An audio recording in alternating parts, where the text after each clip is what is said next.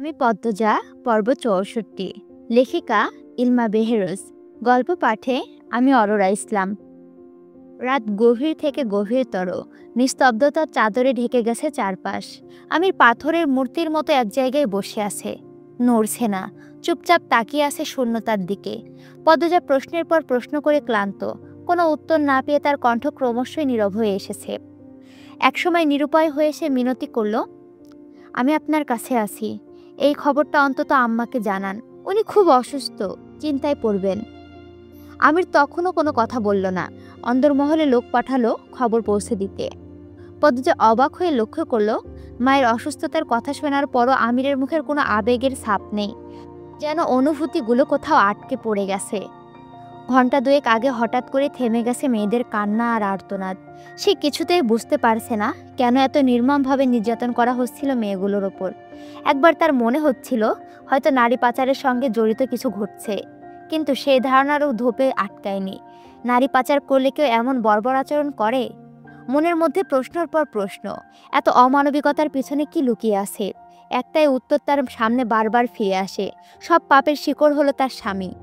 ক্লান্ত অবসন্ন চোখে সে আমিরের দিকে তাকালো। এভাবেই কি আমাকে বন্দি করে রাখবেন? যদি মেরে ফেলার পরিকল্পনা থাকে তবে এখনই মেরে ফেলুন।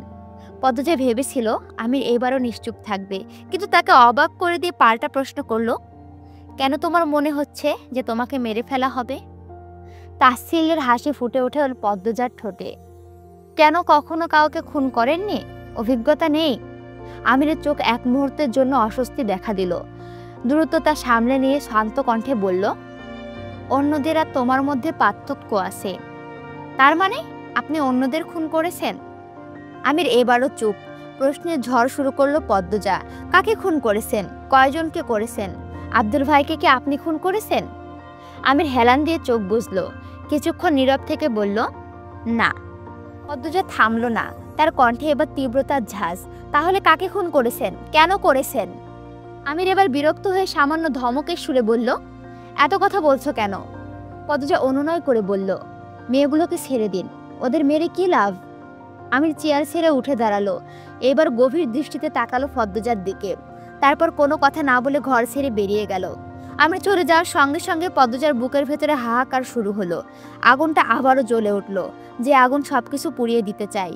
সে বুকের আগুনটাকে ধামা চাপা দিয়ে মনে মনে ভাবলো, স্বাভাবিক হতেই হবে আমাকে।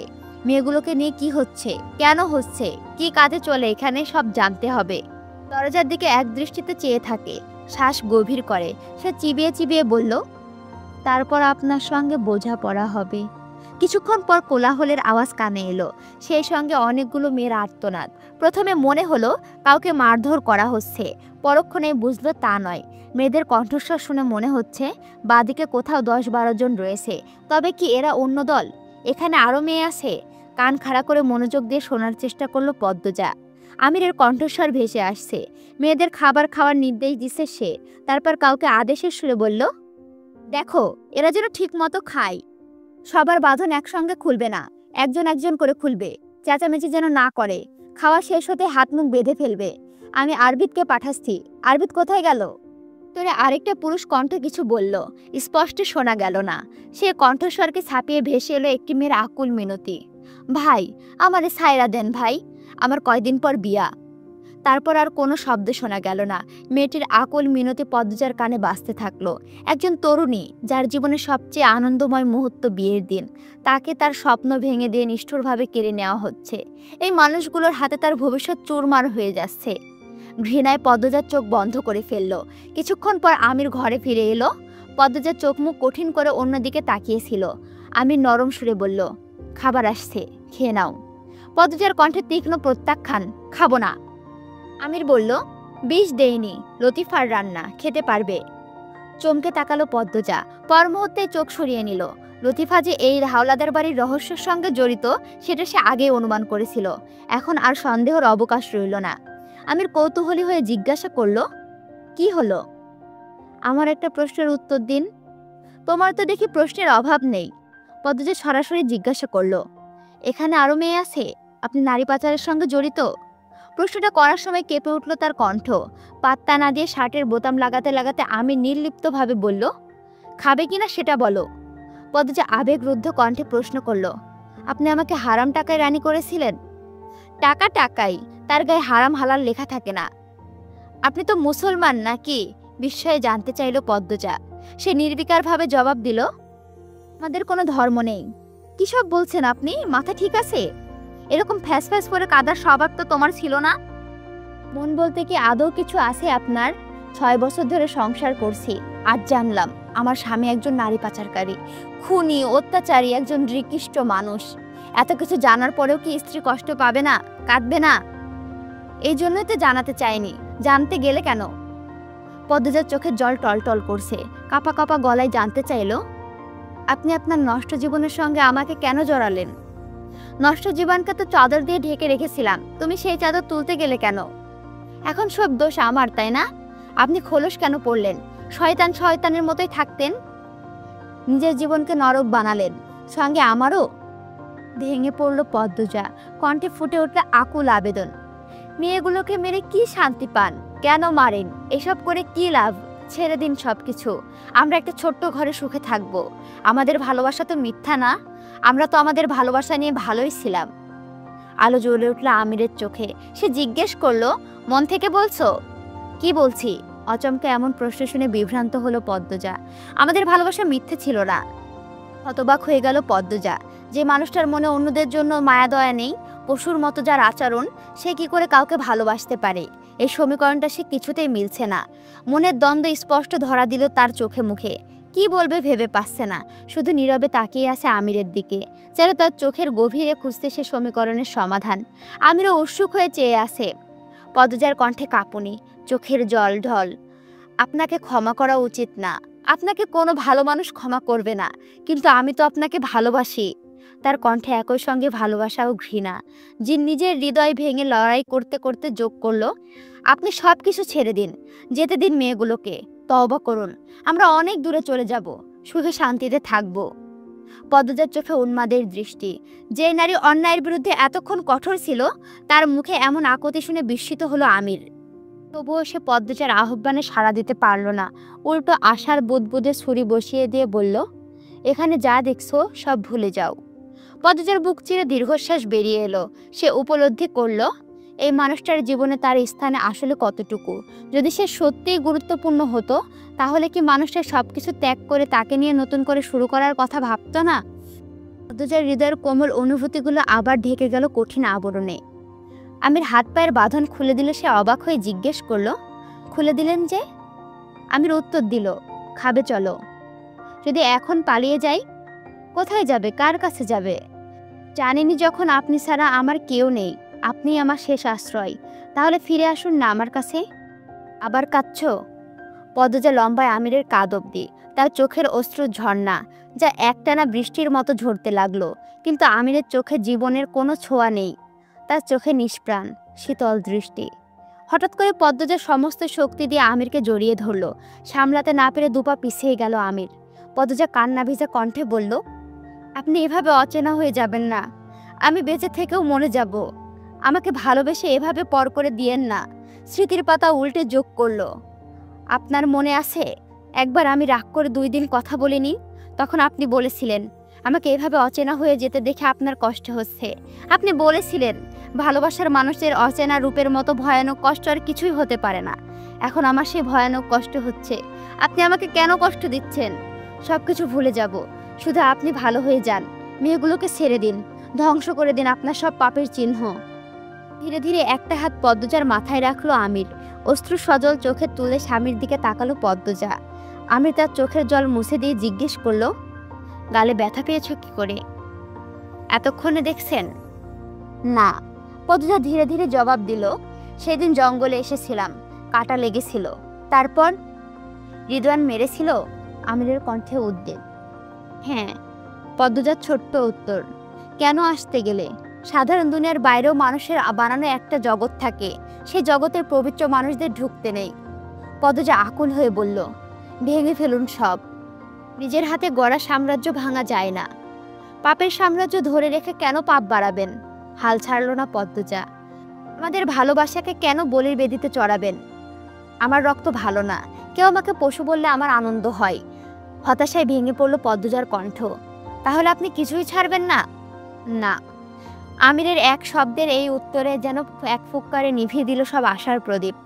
হতাশায় পদ্মজা আমিরকে ঠেলে দূরে সরিয়ে দিল, নিস্তেজভাবে বসে পড়ল চেয়ারে। আমির সেদিকে তাকিয়ে শান্ত কণ্ঠে জিজ্ঞেস করল, খাবে নাকি খাবে না?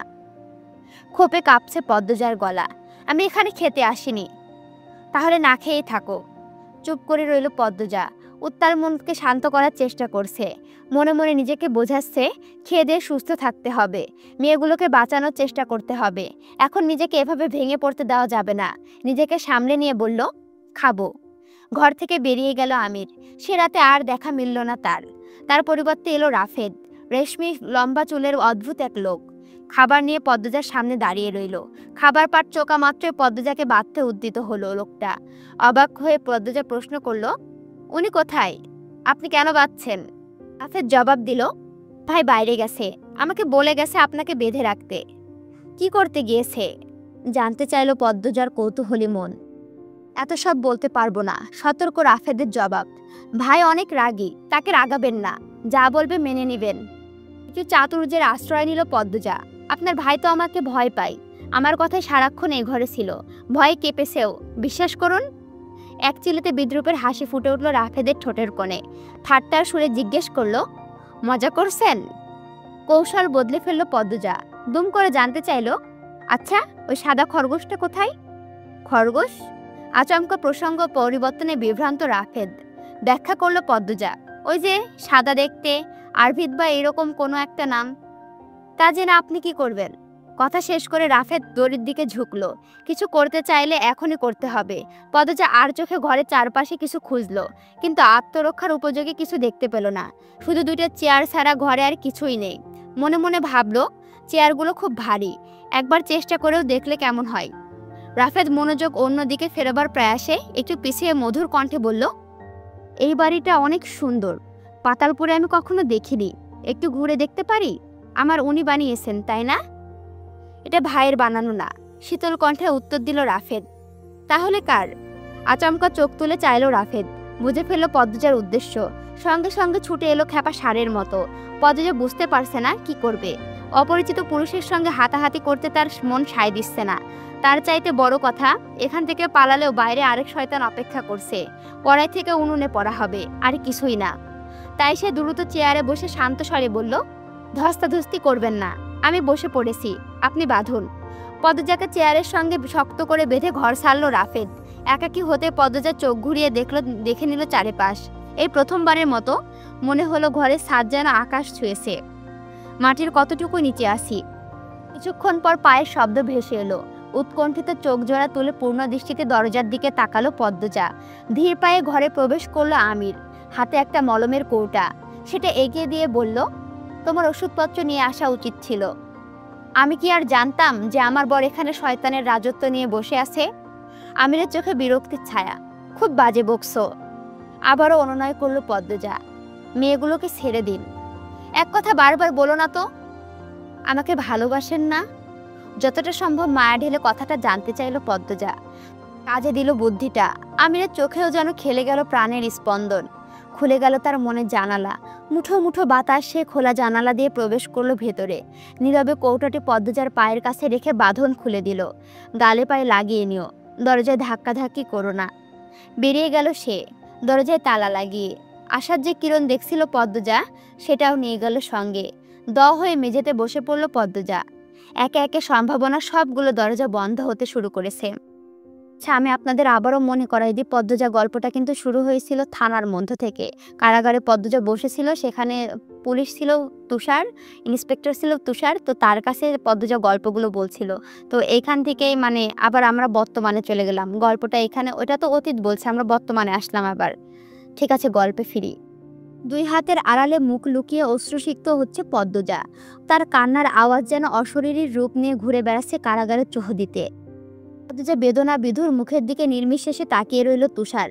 বোধহয় মেয়েটির এই অবিরাম কান্না সূত্রপাত হয়েছিল সে অভিশপ্ত দিনটি থেকে, যেই দিন সে স্বামীর প্রকৃত পরিচয় জানতে পেরেছিল। পদ্মজাকে থামতে বলল না তুষার, নিঃশব্দে কাঁদতে দিল। দীর্ঘক্ষণ কান্নার পর পানি খেতে চাইল পদ্মজা।